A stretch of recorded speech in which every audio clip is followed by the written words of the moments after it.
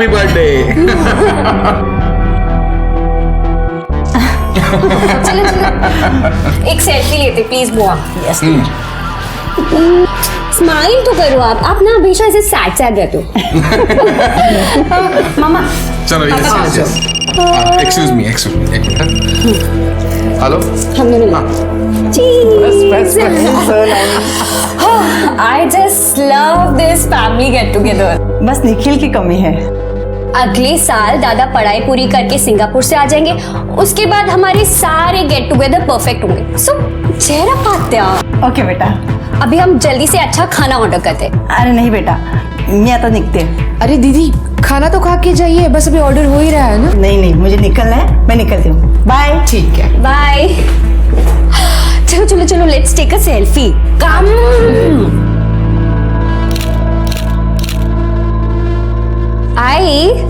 मैंने rice noodles और momos order किया। मोमोज और कर दूं? हाँ कर दे, बढ़ा दे। बाबा अब आप कहाँ जा रहे हो? कहाँ मतलब मुंबई जा रहा हूँ। पर- काम है, मीटिंग्स है। पर बाबा एक मिनट रहने दे दिशा, मीटिंग्स मुझसे ज्यादा इंपॉर्टेंट है ना।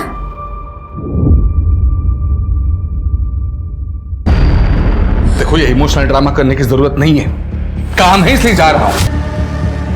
Emotional drama? मैं कर रही हूँ इमोशनल ड्रामा या आप कर रहे हैं इमोशनल ड्रामा? देखो तुम बाबा प्लीज ताई का मूड मत खराब करो ना प्लीज। मूड खराब ना हो इसलिए जा रहा हूँ मुंबई। अच्छा हर हफ्ते हम लोगों को यहाँ पे अकेला छोड़ के मुंबई जाते ही हो ना। अगर एक हफ्ता नहीं जाएंगे तो क्या फर्क पड़ जाएगा? फर्क पड़ेगा, मेरा काम रुक जाएगा, पैसा नहीं मिलेगा। समझ में नहीं आती बात? ये जो केक काटा ना, ये जो खाना ऑर्डर किया जा रहा है वो मेरे पैसे से किया जा रहा है। मैं दिन रात मेहनत कर रहा हूं ताकि आप लोगों को अच्छी जिंदगी दे पाऊं। समझ नहीं रहे? देखो पहले ड्रामा कौन कर रहा है। बाबा बाबा बाबा बाबा प्लीज रुक जाइए ना, क्या कर रहे हैं आप? तुम मुझे मत सिखाओ क्या करना है क्या नहीं करना है। नहीं रुक जा, जाने दे। हम जिए मरे इन्हें कुछ फर्क नहीं पड़ता। देखो ये नाटक बंद करो। नाटक? और आप ये सब कुछ जो सुनाया ना, आप पैसे खर्च करते तो उपकार नहीं कर रहे, सब पता। बस तुम भी कोई एहसान नहीं कर रहे हो मेरे ऊपर। यह है ना, यहाँ पाल पोस रहा हूं ना, रहो खाओ खुश रहो। ये बिजनेस मेरी प्रायोरिटी है, तुम्हारे इमोशनल ड्रामे में अटक कर मैं मेरा बिजनेस डुबा नहीं सकता। मेरा बिजनेस से क्यों निकल जाओ घर से? तो जा रहा हूं ना, क्यों अड़ा रहे हो मुझे?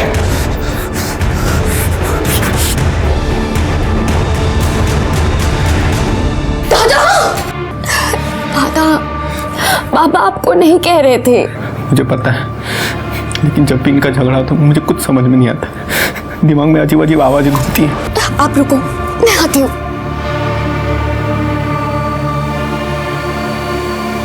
ये चॉकलेट खाओ, आपका दर्द कम हो जाएगा। ये लो खाओ, सब ठीक हो जाएगा। आई की कोई गलती नहीं है। अगर आई चाहती कि बाबा उनके साथ थोड़ा टाइम स्पेंड करे तो बाबा मीटिंग कैंसिल कर सकते हैं। फिर ये झगड़ा क्यों? हाँ मुझे पता है, आई की कोई गलती नहीं है। आप बस शांत रहा करो।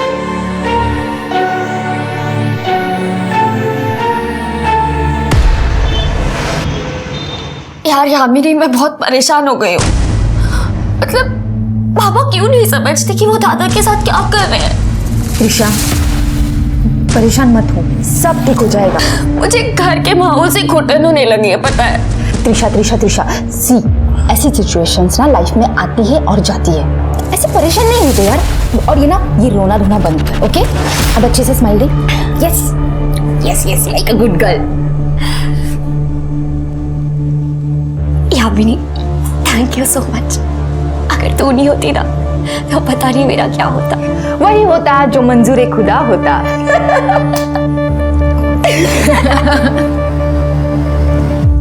गहरी सांस लें और अपना ध्यान सांस पे केंद्रित करें और इसी के साथ अपने कॉन्शियसनेस यानी अपने अंतर मन में झांकिए। नमस्कार, मैं सर्वेश। मैं एक योगा एक्सपर्ट और स्पिरिचुअल हीलर हूं। आपको अगर मेरी ऑनलाइन क्लासेस ज्वाइन करनी है तो नीचे दिए हुए नंबर पे कॉल कीजिए। धन्यवाद।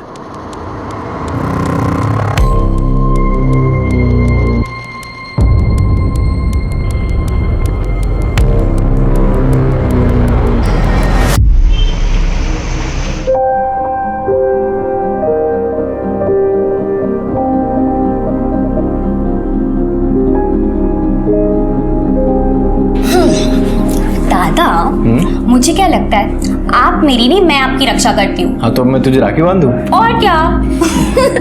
बच्चा हो गया रक्षाबंधन? आत्या नमस्ते। खुश रहो बच्चा, खुश रहो। दादा मेरा गिफ्ट किधर है? गिफ्ट है ना, सरप्राइज भी है, आजा देता हूँ। चलो।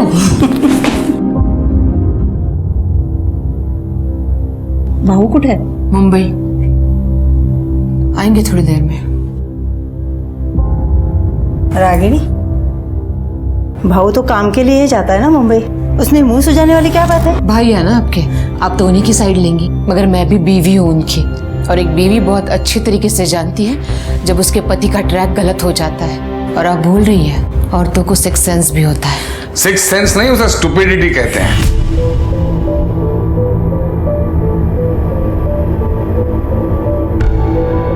अच्छा, ये बात भी तो ठीक है ना, जहाँ आग होती है वही धुआं निकलता है।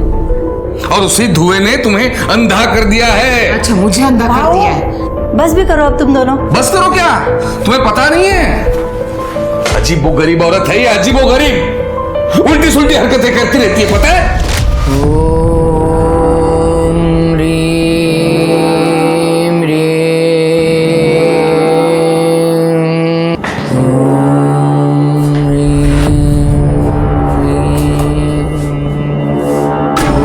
रागिनी, ये क्या चल रहा है यहाँ पर? रागिनी, रागिनी, रागिनी, ये क्या चल रहा है? ये क्या हरकतें चल रही है मेरे घर में? ये क्या कर दिया आपने? हाँ, मेरी साधना को भंग कर दिया आपने। कौन सी सदनी? बस, मैं ठीक हूँ, और आज के बाद आप अलग कमरे में सोएंगे।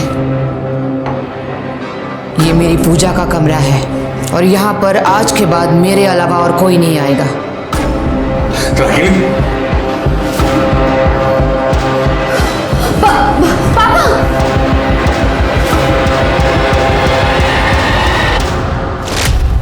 रागिनी, क्या है ये? क्या चल रहा है ये सब घर में? इससे क्या पूछ रही हो? ये क्या बताएगी? इनसे पूछो, बच्चों से पूछो, फिर पता चलेगा सच। हाँ, कम कपड़ों में मैं अपने ही घर में बैठी थी, तुम्हारी तरह नहीं हूं। जहां लड़की देखी नहीं वहां कपड़े उतारना शुरू। और एक शब्द नहीं। बहुत हो गया, मैं तुम्हें डिवोर्स दे रहा हूं। अच्छा, और कर भी क्या सकते हो तुम? हाँ? कोई और रेडी होगी ना मेरी जगह लेने के लिए? कौन चलाएगी? दूसरों को ज्ञान सिखाती है। दादा आप चलो, अब चलो। ऐसी क्या इसकी? मारो, कितना मार सकते हो ना, मारो मुझे, मारो। मगर मैं अब चुप नहीं रहूंगी। प्रूफ है मेरे पास, जो प्रूफ मैं तुम्हारी बहन को और बच्चों को दिखाऊंगी। फिर ये मुंह है ना, छुपाते फिरना तुम। आज के जमाने में धोखा, विश्वासघात और मारपीट कई परिवारों की रोज की जिंदगी का हिस्सा बन गया है, जिसका नतीजा ये होता है कि आपसी विश्वास ना होने की वजह से उन घरों में दरिद्रता, दुख और कड़वाहट इस हद तक जगह बना लेती है कि लोग रिश्ते को खत्म करके अलग होना बेहतर समझते हैं। लेकिन जब अनबन के बावजूद एक ही छत के नीचे रहना पड़े तो घर के सदस्य की एक गलती पूरे परिवार को मुश्किल में डाल देती है। जहां रागिनी को टोने टोटके में राहत मिलती थी, वहीं राजवीर घर में फैली निगेटिविटी से खुद को बचाने के लिए अपने आप को तकलीफ देता था। त्रिशा ने आज तक राजवीर का बचाव किया, लेकिन अगर किसी दिन त्रिशा से भी चूक हो गई तब क्या इस परिवार को कोई बचा पाएगा?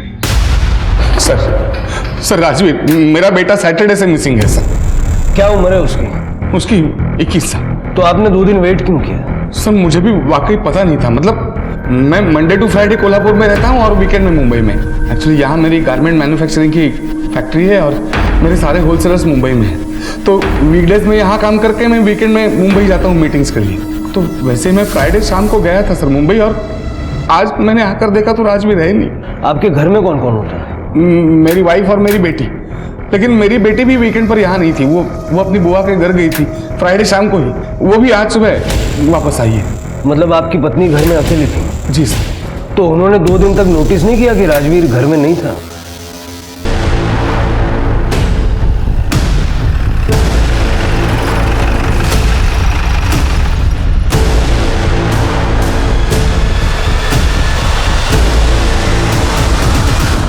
जरा सारा कमरा चेक करो। लगता है कई महीनों से कमरे की खिड़की तक नहीं खुली। आपके बेटे को भूख प्यास नहीं लगती थी क्या? सर आप उसे जानते नहीं हैं। जब भी उसका मूड खराब होता था उसे आसपास कोई नहीं चलता था, बस सहम के अपने आप को रूम में बंद कर लेता है वो। हाँ सर।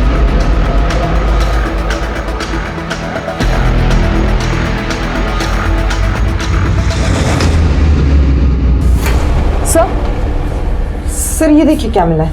ये लव लेटर्स है और ये शायद खून से लिखे हुआ है।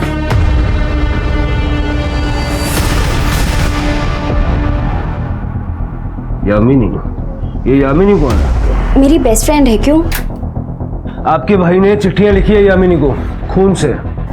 आई स्वेयर सर, मुझे इसके बारे में कुछ नहीं पता। सर एक फोन मिला है, ये देखिए एक लड़की की तस्वीर है इसमें। ये यामिनी है? हाँ सर। सर इसी लड़की के फोटो से पूरा फोन भरा पड़ा है।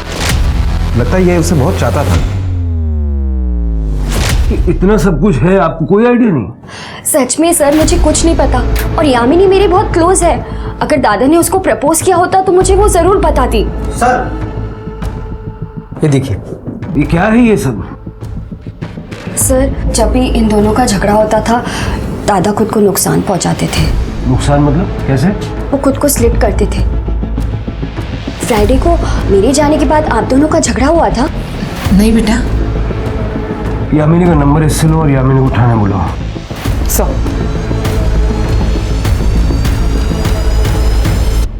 प्यार राजवीर से?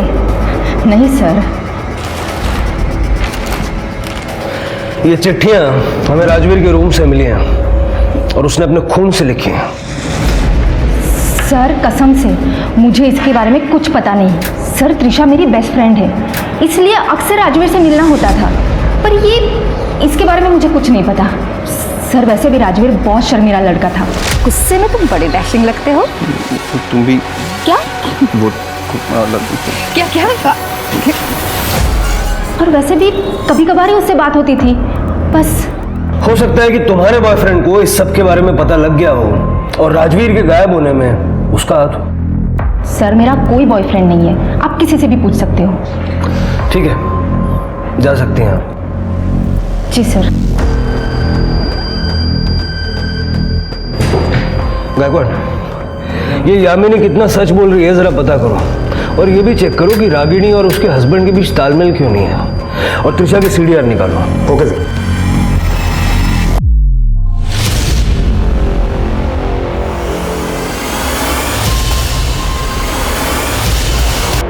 जी सर, मैं जैसे ही जानकारी मिलती है आपको अपडेट करता हूँ सर। जय हिंद। सर यामिनी की कॉल डिटेल रिपोर्ट से पता चला है कि यामिनी और त्रिशा इन दोनों के बीच में काफी सारी बातें हुआ करती थी, और वो नेचुरल भी है क्योंकि दोनों अच्छी दोस्त थी। हाँ, लेकिन किसी लड़के के साथ यामिनी का कोई कनेक्शन नहीं मिला। अच्छा, स्ट्रेंज। लेकिन सर जांच के दरमियान और एक बात सामने आई है। ये त्रिशा का सीनियर प्रतीक माने, अरविंद को शक था कि त्रिशा और प्रतीक माने के बीच में कुछ अफेयर है, इसलिए उसने प्रतीक को गुंडों से पिटवाया भी था। और ये राजवीर, उसके साथ भी प्रतीक का झगड़ा हुआ था कुछ दिनों पहले। प्रतीक माने ये त्रिशा का बॉयफ्रेंड हो सकता है? सर कसम से त्रिशा मेरी गर्लफ्रेंड नहीं है। राजवीर और त्रिशा के पापा को भी यही मिसअंडरस्टैंडिंग थी। सर प्रतीक मेरा मुंह बोला भाई है, और प्रतीक को छोड़िए दादा को ढूंढिए। ठीक है, तुम लोग जाओ। गायकवाड़, जब तक इनोसेंट नहीं साबित हो जाता इस प्रतीक को भूलना मत। आजकल ये मुंह बोला भाई बोलना आम बात हो गई है। पता करो इस प्रतीक की मुंह बोली बहनें और कितनी है। Okay sir. हाँ पूजा। सर मैंने साबले परिवार के पड़ोसियों से बात की। उनका कहना है कि रागिनी और अरविंद के बीच अक्सर झगड़े होते रहते हैं। हाँ मैडम, मैं इधर ही बाजू में रहती हूँ। वैसे तो चीखने चिल्लाने की आवाज़ तो रोज़ ही आती है, लेकिन इसमें कोई चौंकाने वाली बात नहीं है मैडम। वैसे भी रागिनी अरविंद की दूसरी पत्नी है और राजवीर की सौतेली माँ, तो तमाशा तो होना ही है ना मैडम। राजवीर लगभग 3 साल का होगा मैडम, तब हेमा वहीनी की मौत हो गई थी। अरे ये तो कुछ भी नहीं, मैंने तो सुना है वो रागिनी काला जादू करती है, काला जादू। अरे सुना क्या, मैंने तो देखा भी है। एक दिन कुत्ते ने उनका कचरे का डिब्बा गिरा दिया था, तो उसमें नींबू, गुड़िया, सिंदूर और काला कपड़ा और ना जाने क्या क्या था उसमें। मैंने तो उसकी फोटो भी निकाली है, देखा। ये देखिए।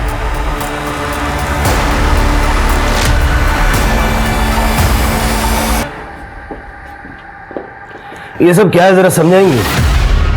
ये सारा मटेरियल आपके घर के पीछे से निकला है।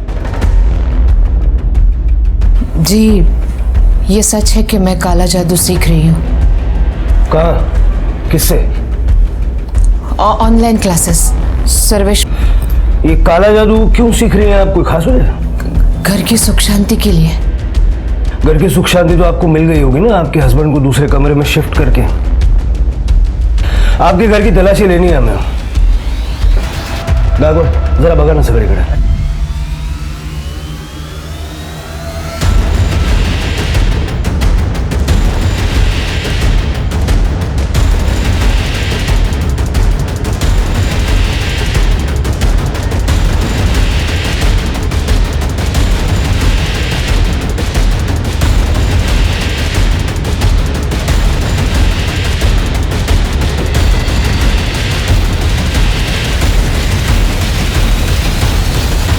सर, कुछ नहीं मिला। सर, कुछ भी नहीं है। टेरेस।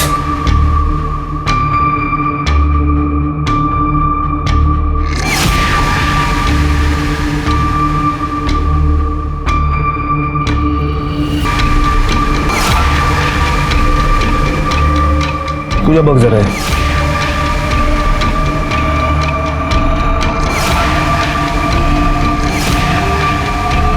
मत देखो, मत देखो, मत देखो।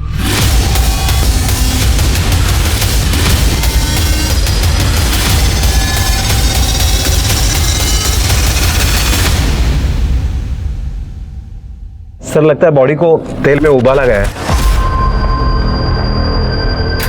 राजवीर, मैं कैसे कह सकता हूँ सर?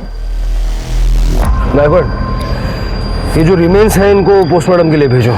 रिका में सर, सारी छत पे जरा अच्छे से चेक करो, देखो कुछ मिलता है क्या। ये सर।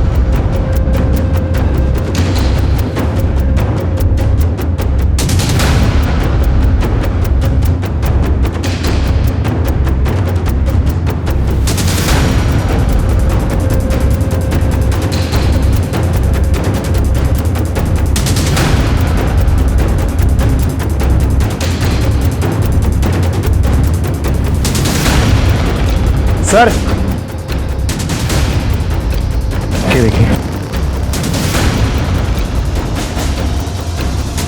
ये आपका लगता है?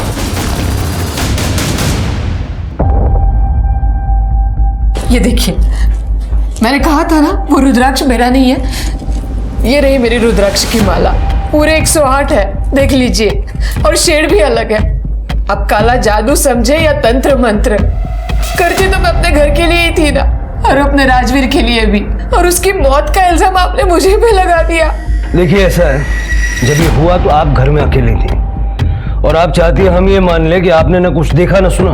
फ्राइडे नाइट को मैंने और राजवीर ने खाना खाया, और फिर मैं अपने कमरे में सोने के लिए चली गई। सैटरडे को सुबह तो मैं सत्संग चली गई थी सर। अब चाहिए तो सत्संग में जो लोग आए थे उनसे इंक्वायरी कर सकते हैं। ये सत्संग से आप कब वापस आई? सैटरडे नाइट को।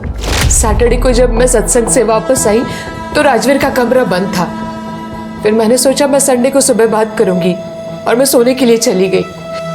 राजवीर, संडे को जब मैं उसके कमरे में गई तो वो वहां पे नहीं था। मुझे लगा कहीं बाहर गया होगा, इसलिए मैंने उसे फोन किया, मगर मैंने देखा उसका फोन कमरे में ही था।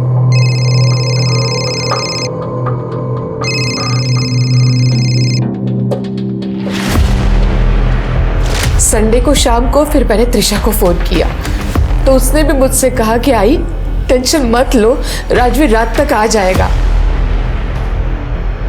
फिर मैं सोने के लिए चली गई, ये सोचकर कि उसे लेट हो जाएगा। फिर मंडे को सुबह जब मैं उठी और मैंने देखा, तब भी राजवीर अपने कमरे में नहीं था, और उसी वक्त अरविंद घर पे आ गए। क्या? तुमने उसे 2 दिन से नहीं देखा? गॉड, कहाँ गया होगा? और फिर उसके बाद अरविंद पुलिस स्टेशन चले गए। सर, आपको क्या लगता है ये रागिनी सच बोल रही है? पूजा, ये जो काला जादू वाली जो हरकतें हैं उसकी वजह से अगर वो सच बोल भी रही है तब भी उसकी बात पे यकीन करना मेरे लिए मुश्किल है। हमें इस महाराज से मिलना होगा। गायकवाड़, मुंबई चलने की तैयारी करो। Okay sir.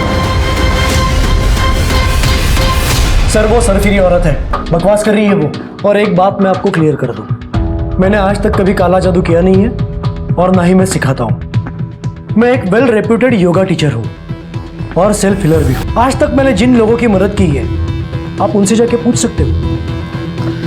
जाहिर सी बात है कि आप ये काला जादू खुलेआम तो सिखाते नहीं होंगे, कहीं ये योगा और हीलिंग की आड़ में तो ये सब काम नहीं करते। रागिनी ने हमसे साफ शब्दों में ये कहा कि वो आपसे काला जादू सीख रही है। कुछ भी बोल रही है वो, बल्कि रागिनी ने मेरे पास ऑनलाइन सेल्फ हीलिंग का कोर्स ज्वाइन किया था।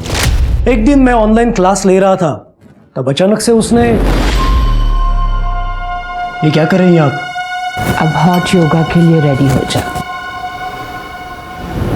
रुक जाइए, देखिए ये सब बंद कीजिए।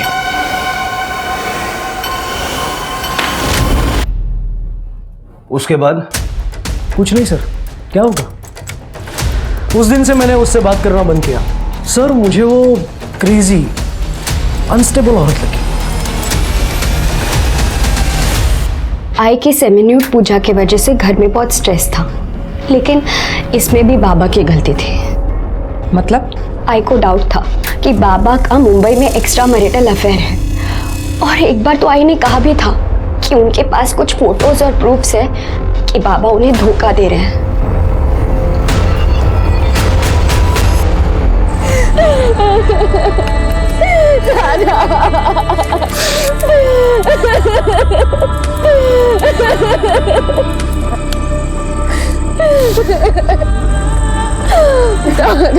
मामा जी संभालिए अपने आप को।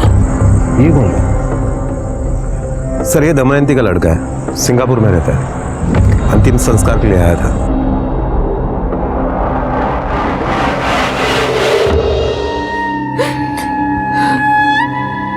राजवीर के जाने से ऐसा लग रहा है कि दुनिया में कुछ बचा ही नहीं। जो भी कमाया जो सब उसी के लिए तो था। मामा सांभाळा स्वतःला।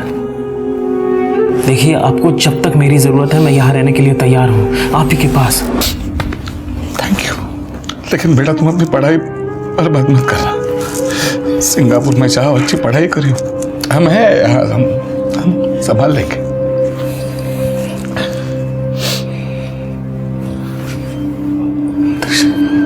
बेटा एक अच्छा लड़का देख के ना शादी कर लेता हूं। हम सबको संभालने के लिए कोई तो चाहिए ना बेटा। अब तो तुझसे ही सारी होप्स है।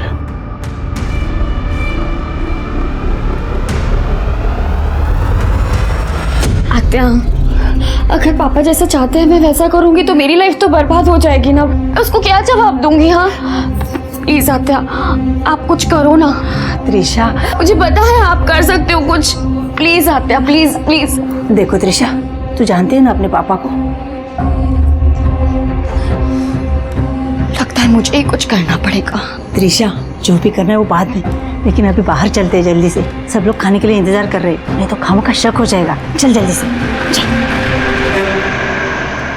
ठीक है, देखते हैं। सर राजवीर की postmortem report. Sir postmortem report से पता चलता है कि राजवीर को पतीले में भूनने से पहले उसके बॉडी को कर्पूर और घी से मला गया था और उसके सर को भी बहुत बुरी तरह से कुचला गया था। 21 अगस्त को रात को 8 से 12 बजे के बीच में उसकी मौत हुई है। मतलब सबसे पहले सर को कुचला गया और बाद में उसकी बॉडी को भूना गया। ये काला जादू है? सर हमने सर्वेश का भी बैकग्राउंड चेक किया, बिल्कुल क्लीन है। काले जादू से उसका कोई कनेक्शन नहीं है। मतलब रागिनी पे हमारा शक सही है, रागिनी ने ये काला जादू कहीं और से सीखा है। सर रागिनी की कॉल डिटेल्स जब हमने चेक किए तो पता चला कि वो एक प्राइवेट डिटेक्टिव के कांटेक्ट में है जिसका नाम विनय पाठारे है। बुलाओ इस विनय पाठारे को। सर वो गायब हो गई। त्रिशा मेरी बेटी गायब है सर, मेरी बेटी गायब हो गई। वो मेरे बहन के घर रहने गई थी, वहां से गायब है सर। प्लीज मेरी मदद कीजिए। 2 दिन पहले 30 अगस्त को जब निखिल सिंगापुर के लिए निकल गया तो निखिल के जाने के बाद त्रिशा सब कुछ छोड़ के पुणे जाने की बात कर रही थी। पुणे? क्यों?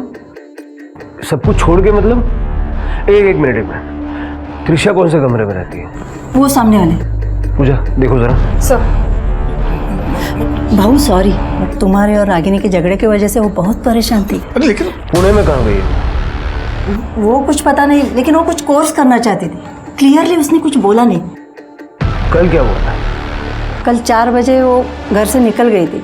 मुझे बोला था उसने कि वो यामिनी के साथ मूवी देखने जा रही है और बाहर ही डिनर करके लेट घर पे आएगी। लेकिन त्रिशा के जाने के बाद मुंबई से भाऊ का फोन आया था। हाँ, मतलब तो मैंने पहले त्रिशा को फोन किया ये जानने के लिए कि वो घर कब वापस आ रही है। त्रिशा बेटा कहाँ हो? घर नहीं पहुंचा अब तक? मैं घर कभी नहीं आऊंगी और मुझे दोबारा कभी कॉल मत करना डैड। त्रिशा ये क्या?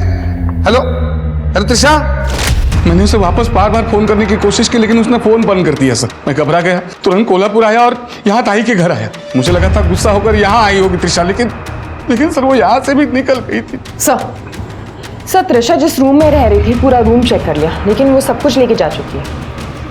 इसका मतलब उसने अपना प्लान एग्जीक्यूट कर लिया। बैकवर्ड जरा पुणे पुलिस से बात करो और पता लगाओ। Okay sir. मैम, त्रिशा अक्सर पुणे शिफ्ट होके नई जिंदगी शुरू करने की बात करती थी, पर वो राजवीर की वजह से अक्सर परेशान रहती थी। शायद राजवीर के जाने के बाद वो पुणे शिफ्ट हुई होगी। पर मैम अगर वो ऐसा करती तो वो मुझे जरूर बताती।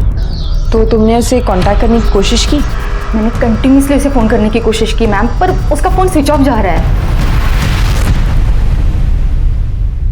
जी सर, रागिनी मैडम ने मुझे हायर किया था अपने पति अरविंद पे नजर रखने के लिए जब वो मुंबई में रहते थे। मुंबई में? अरविंद का एक 40 साल के सिंगल वुमन मीना नाइक के साथ अफेयर चल रहा है। ये रहे उसके फोटोज। और मुझे ये भी पता लगाने के लिए कहा था कि मीना को इस किसी हफ्ते में कहीं चोट लगी है या नहीं, जैसे कि पैरों में हो, सर में हो, या उसकी उंगली कटी है या नहीं। मीना को लगी थी चोटें? मुझे ताज्जुब होता था कि रागिनी मैडम मुझे फोटो क्लिक करने के लिए कहती क्यों है, जबकि उन्हें पहले से ही पता है कि मीना को कहाँ चोट लगी है। फिर मैं भी सोचता था कि मुझे इस काम के पैसे मिल रहे तो मैं भी करता रहा। बड़े दिल वाला आदमी है तू। मीना का पता दे चल मुंबई का।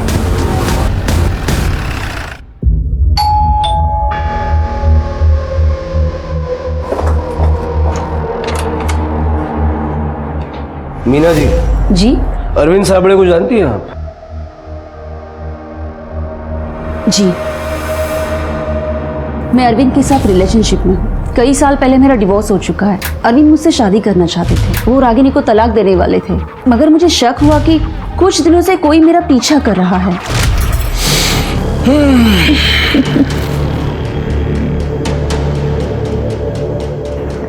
मस्त वाटतं। अरविंद वहाँ कोई है? वहाँ? हाँ।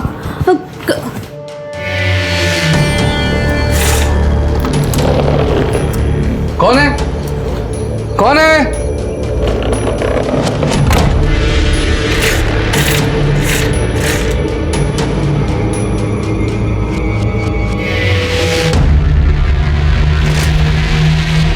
ये जो आपको हाथ में और सर पे चोटें लगी हैं, इसके लिए अरविंद जिम्मेदार है? हाँ? नहीं, अरविंद मुझे कभी चोट नहीं पहुंचा सकते। तो ये चोटें आपने अपने आप को खुद पहुंचाई? नहीं, पता नहीं कुछ दिनों से क्या हो रहा है। मैं ऐसे चलते फिरते टकरा जाती हूँ, कभी पैर में चोट आ जाती, कभी हाथ में तो कभी सर पे। ऐसा लग रहा है कि कोई मुझ पे काला जादू कर रहा हो। अरविंद ने मुझे बताया था कि उसकी बीवी रागिनी काला जादू टोना करती है। कहीं ऐसे तो नहीं कि वही मुझ पे ये जादू टोना कर रही है। अरविंद को भी जब से पता चला था कि वो काला जादू करती है, वो खुद को लेकर और बच्चों को लेकर काफ़ी डर गया था।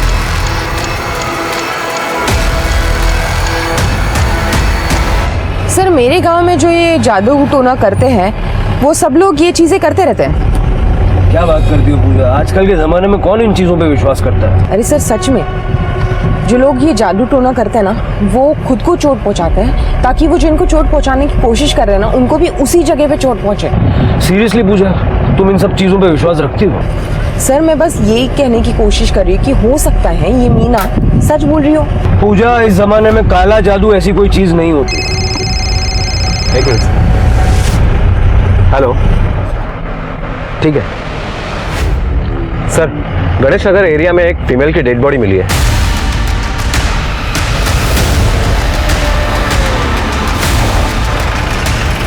सर, इस तरफ।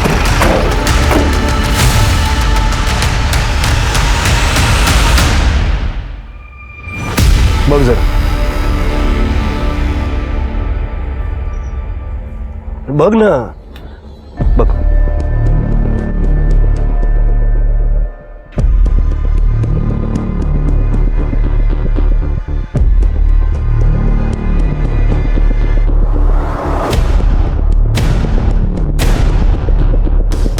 सर, लगता है त्रिशा भी काले जादू का ही शिकार हुई है।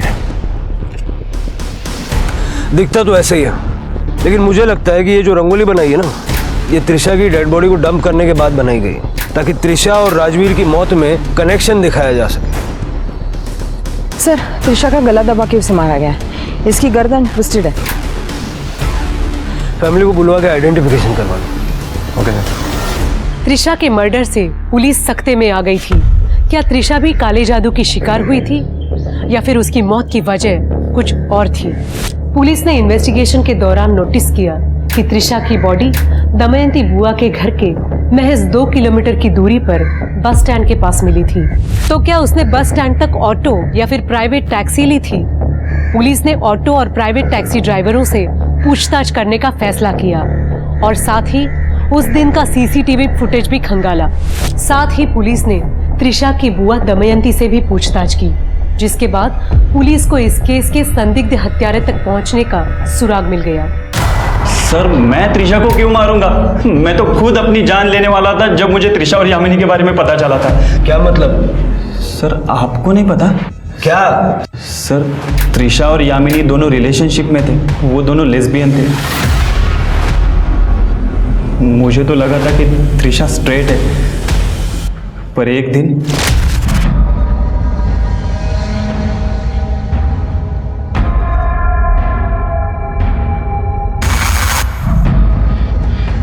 मुझे यकीन ही नहीं हुआ कि त्रिशा लेस्बियन है। मुझे लगता था कि यामिनी ने उसे बहलाया होगा।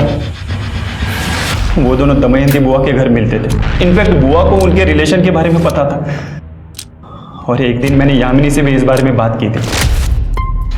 तू त्रिशा की जिंदगी से दूर रह, समझे, वरना जान से मार दूंगा। हेलो, तेरी हिम्मत कैसे हो यामिनी से ऐसी बात करने की? हाँ, त्रिशा संभल जा। हमारे सोसाइटी में ये सब एक्सेप्टेबल नहीं है। हमारे संस्कार ये नहीं सिखाते। तू होता कौन है मुझे संस्कार सिखाने वाला? त्रिशा, मेरी बुआ इस जनरेशन की नहीं है, फिर भी वो मुझे सपोर्ट करती है। मैं तुझे भाई मानती हूँ, इसका मतलब ये नहीं है कि तू भाईगिरी दिखाएगा यहाँ पर। त्रिशा, लेकिन Just leave from here. मैं तुझे इस गंदगी में नहीं रहने दूंगा, चाहे जो हो जाए। और जब त्रिशा ने तेरी धमकियों पे ध्यान नहीं दिया तो उसे मार दिया? नहीं सर, मैं उसे मारना तो दूर, चोट भी नहीं पहुंचा सकता था सर। क्योंकि क्या? क्योंकि सर, मैं उससे बहुत प्यार करता था और ये जबरदस्ती मुंह बोला भाई वाला टैग भी हटा देना चाहता था। मुझे गुस्सा आया था जब मुझे पता चला उसके और यामिनी के रिलेशन के बारे में, पर सर मैं कभी उसे मार नहीं सकता सर। बिठा के रखो इसे। सर, पोस्टमार्टम रिपोर्ट से ये क्लियर हुआ है कि त्रिशा की मौत गला दबा के हुई। उसकी गर्दन टूटी हुई। सर, फोर्स सेक्स या रेप का कोई भी साइन नहीं है।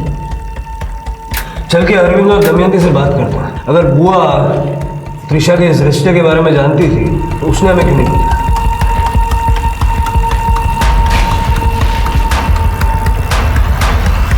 ये आप क्या कह रहे हैं सर? आपकी हिम्मत कैसे हुई मेरी बेटी के बारे में ऐसी बातें करने की? भाऊ, हे खरे, त्रिशा और यामिनी के रिलेशन के बारे में मुझे पता था। वो दोनों पुणे भागना चाहते थे, मैंने उनको सपोर्ट भी किया। यामिनी त्रिशा का इंतजार बस स्टैंड पे कर रही थी, लेकिन जब काफी देर तक त्रिशा आई नहीं तो वो डर गई। ये क्या है? क्या सुन रहा हूं मैं? क्या चल रहा है? इसके बारे में रागिनी को भी पता था। उसने तो एक दिन, देखो रागिनी, माँ होने के नाते त्रिशा का साथ देना चाहिए तुम्हें। बिल्कुल दीदी, मैंने अभी सीखा है, मैं त्रिशा को ठीक कर सकती हूँ। वो बिल्कुल ठीक हो जाएगी। मतलब क्या है तुम्हारा? सर्वेश महाराज ने मुझे रास्ता दिखाया है, बिल्कुल उसी तरह जैसे मैंने अपनी सौतन को सबक सिखाया था। मैं त्रिशा को भी ठीक कर दूंगी। ओम आपने अपनी बेटी पे काला जादू किया, मार डाला उसे? मैं उसे बचाना चाहती थी, मैं उसे मारना नहीं चाहती थी। आप समझ नहीं रहे हैं। समझने की कोशिश कर रहे हैं। जरा हाथ दिखाइए अपना। पूजा, ये क्या है? रिका में जरा दाखवा दे वीडियो। हमारी साइबर टीम ने कुछ वीडियोस रिकवर किए जो आपने डिलीट कर दिए थे। ये देखिए, ये क्या है? जहां जहां आपने अपने आप को चोट पहुंचाई वही मीना को चोट लगी। मुझे सर्वेश ने ऐसा करने के लिए कहा था, लेकिन सर्वेश ने तो कहा कि उसने आपसे बातचीत करना बंद कर दिया था उस दिन से जिस दिन आपने ऑन कैमरा उसके साथ बदतमीजी की। क्या? नहीं, ऐसा कुछ भी नहीं हुआ था। मैं तो उन्हें हमेशा इज्जत देती थी। वो हमेशा मुझे समझाया करते थे कि मुझे क्या करना चाहिए और क्या नहीं। उन्होंने कहा था कि मेरे पति मेरे पास वापस आएंगे और हम हंसी खुशी वापस साथ रहेंगे। ये आप और सर्वेश बातचीत कब और कैसे करते थे? मतलब हमें कोई रिकॉर्ड नहीं मिली। Social media through. जब भी उन्हें बात करनी होती थी वो मुझे ऑनलाइन बुलाते थे। मतलब सर्वेश के कहने पे आपने राजवीर को मार दिया?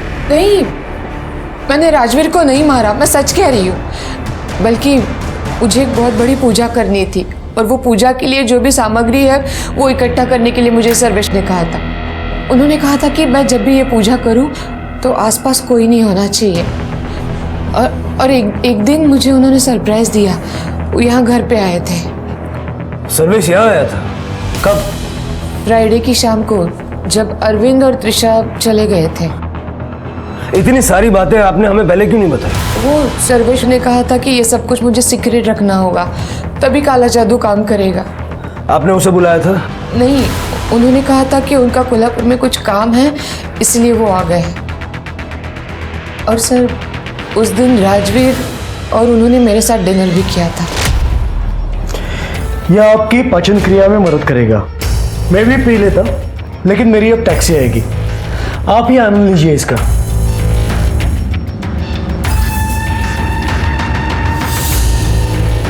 अब आप सोने जाइए, टैक्सी आते ही मैं निकल जाऊंगा।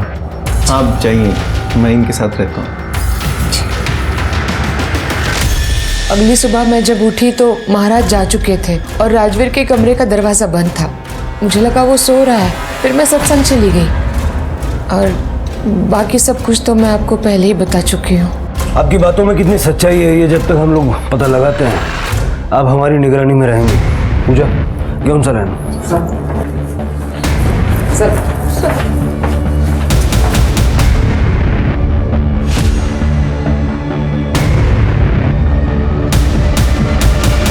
शायद रागिनी सच बोल रही है। वो रुद्राक्ष याद है जो हमें छत पे मिला था? रागिनी ने बताया वो उसका नहीं है। वो सर्वेश का हो सकता है। मुझे याद है जब हम सर्वेश से मिलने गए थे उसके गले में भी रुद्राक्ष की माला थी। सर, पोस्टमार्टम की रिपोर्ट के मुताबिक राजवीर की मौत शाम को 8 बजे से रात को 12 बजे के बीच में हुई और रागिनी ने बताया कि उसी दिन सर्वेश उसे मिलने यहाँ आया था। 21-22 अगस्त का सर्वेश का मोबाइल लोकेशन निकालो। देखिए, मैं आपको पहले ही बता चुका हूँ वो औरत कैसी है। फंसा रही है मुझे वो। उसके एक भी शब्द पे भरोसा नहीं किया जा सकता। भरोसा तो तुम्हारे शब्दों पे भी नहीं किया जा सकता।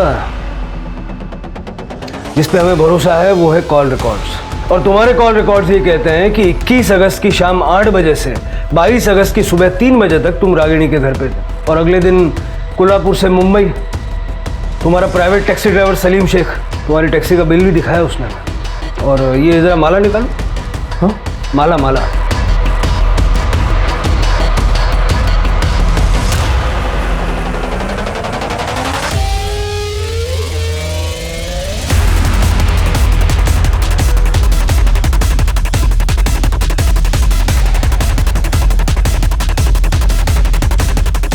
ये भी तो भूल गए थे आप रागिनी की छत पे। अब सीधा सीधा सब कुछ बताओगे या तुम्हारी हीलिंग हम शुरू करें? हाँ, मैं गया था रागिनी के घर।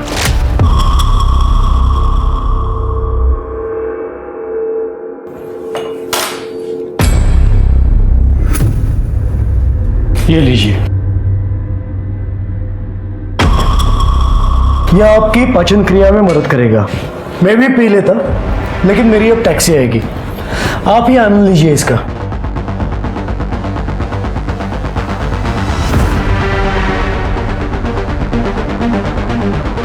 अब आप सोने जाइए, टैक्सी आते ही मैं निकल जाऊंगा। आप जाइए, मैं इनके साथ रहता हूँ। उस रात रागिनी अपने कमरे में चली गई और यहाँ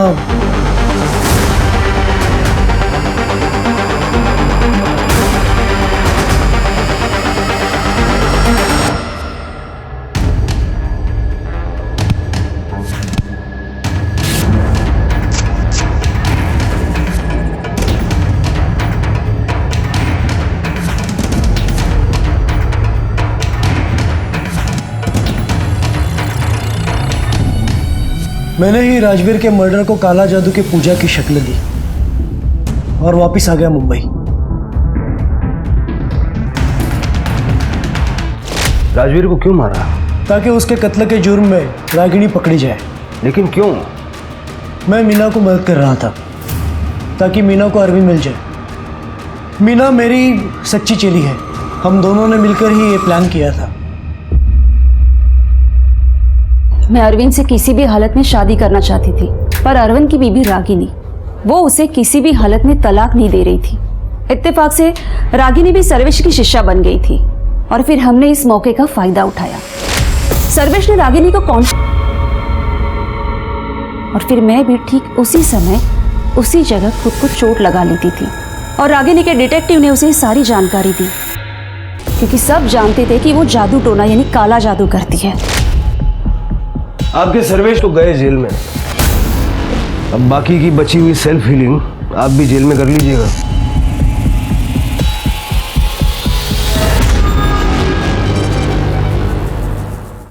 सर, एक ऑटो ड्राइवर मिला है। मर्डर वाले दिन उसने त्रिशा को देखा था। जब मैंने त्रिशा के बारे में उससे पूछा तो उसने कहा कि त्रिशा ने किसी और के साथ उसका ऑटो शेयर किया था। आने देना। Yes sir. सब 20-22 साल का लड़का था। वो लड़की ऐसे रोड के साइड पे इंतज़ार कर रही थी तो लड़के ने उसको देखा और मेरे को रिक्शा रोकने के लिए बोला। अरे यार, मेरी एक प्रॉब्लम हो गई है, सॉल्व करनी है, हेल्प करेगी क्या? हाँ चलो ना। आजा। फिर सब उन दोनों ने रिक्शा में ज़्यादा बात नहीं किया तो मैंने उनको गणेश नगर छोड़ा और वहाँ से निकल गया। प्रतीक से फोटो दिखवा रहा है।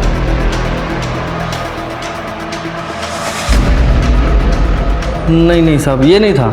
सब वो लड़का ऐसा चिकना था, उसके यहाँ पे ऐसा निशान था साहब।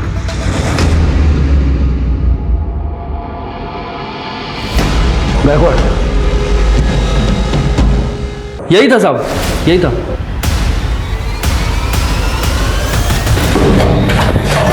बताइए, क्यों मारा त्रिशा को? अरविंद ने निखिल को पैसे भेजने बंद कर दिया था। शायद वो मीना को पैसे दे रहा था। और ये फैक्ट्री तो मेरे पापा ने बनाई थी और उसे अरविंद लाखों कमा रहा था, लेकिन मुझे उससे कुछ नहीं मिल रहा था। और जब अरविंद ने जिक्र किया कि त्रिशा की शादी करके फैक्ट्री की सारी जिम्मेदारी वो उस पर सौंपने वाला था, तब मैंने सोच लिया कि त्रिशा को रास्ते से हटाना ही होगा। अरे लेकिन त्रिशा तो सब कुछ छोड़ छाड़ के पुणे जा रही थी ना। हाँ, लेकिन इस बात की क्या गारंटी कि बाप का पैर उसे वापस नहीं ले आता। त्रिशा को तो मारना ही था। मैंने निखिल को रोक लिया मेरी मदद करने के लिए। मैंने इसे बता दिया त्रिशा बस स्टैंड के लिए कब निकलने वाली है और ये रिक्शा पकड़ के उसके पास चला गया। मैं घर कभी नहीं आऊंगी और मुझे दोबारा कभी कॉल मत करना डाट। त्रिशा, त्रिशा! दादा, आप यहाँ कैसे? अरे यार, मेरी एक प्रॉब्लम हो गई है, सॉल्व करनी है, हेल्प करेगी क्या? हाँ चलो ना। दादा, मेरी जो प्रॉब्लम है वो तो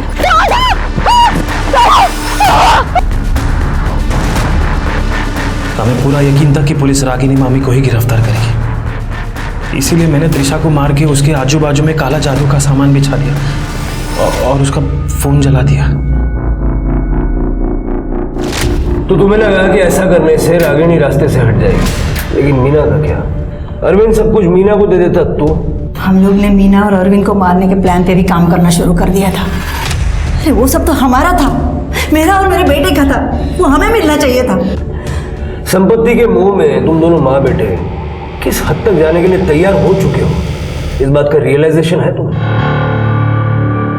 अपनी जिंदगी में सब कुछ सही करने की चाहत ने रागिनी को मीना और सर्वेश के हाथों की कठपुतली बना दिया था। मीना एक नए पार्टनर के साथ अपनी जिंदगी फिर से शुरू करना चाहती थी। ये बात तो समझ में आती है, लेकिन राजवीर की लाश पर अपने सपनों का महल खड़ा करना ये भी साबित करता है कि इंसान भले ही दिन ब दिन अमीर होता चला जाए, लेकिन मॉरली और इमोशनली वो बैंकरप्ट और दिवालियाई होता जा रहा है। भावनाओं से भरे हमारे मन का इस तरह निर्मम और बंजर हो जाना सचमुच भयावह है। अब मैं सोनाली कुलकर्णी आपसे विदा लेती हूँ। फिर मिलेंगे क्राइम पेट्रोल सतर्क में एक नए केस के साथ। तब तक अपना और अपने परिवार का ख्याल रखिए, मास्क पहनिए, सैनिटाइजर का इस्तेमाल कीजिए और सोशल डिस्टेंसिंग बनाए रखिए। देखते रहिए क्राइम पेट्रोल सतर्क। जय हिंद।